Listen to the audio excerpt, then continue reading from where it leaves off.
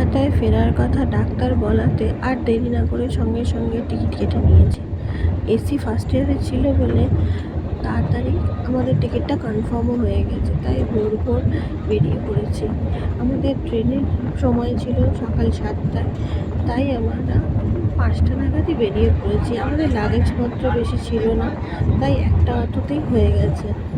আর এই স্টেশনের উদ্দেশ্যে বেরিয়ে পড়েছি। আর চেন্নাইয়ের ভোর ভোর ভোর যে রাস্তাটা, ফাঁকা রাস্তাটা দেখতে ভীষণই ভালো লাগছে, তাই সবার সাথে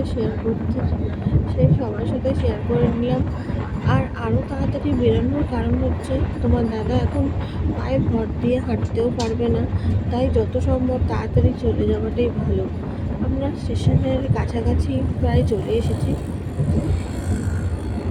কত সুন্দর লাগছে এই রাস্তাটা।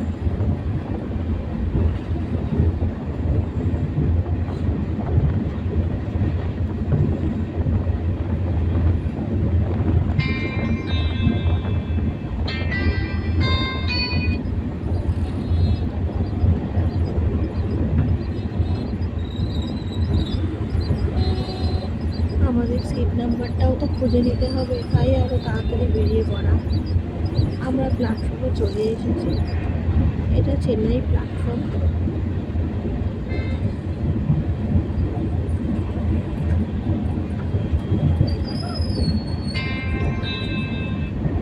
ট্রেনে আপাতত উঠে পড়েছি।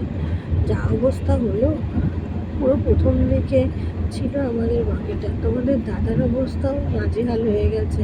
এতটা রাস্তা আসাটা মুশকিল না, পায়ে এরকম ব্যান্ডেজ করে ঘেমে টেমে একাকার হয়ে গেছে।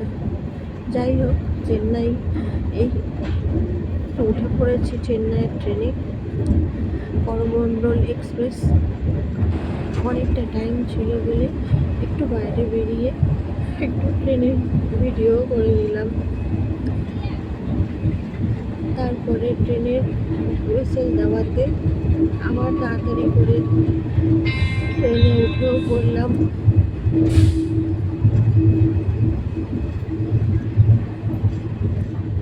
তারপরে চেন্নাইকে টাটা করে আমরা কলকাতার উদ্দেশ্যে বেরিয়ে পড়লাম। আপাতত আমাদের শালিমার স্টেশনে আমাদের আর কি লাস্ট স্টপ। আমরা শালিমার স্টেশনে নামবো, তারপরে ওখান থেকে ওলা বুক করে সোজা বাড়ি। টাটা।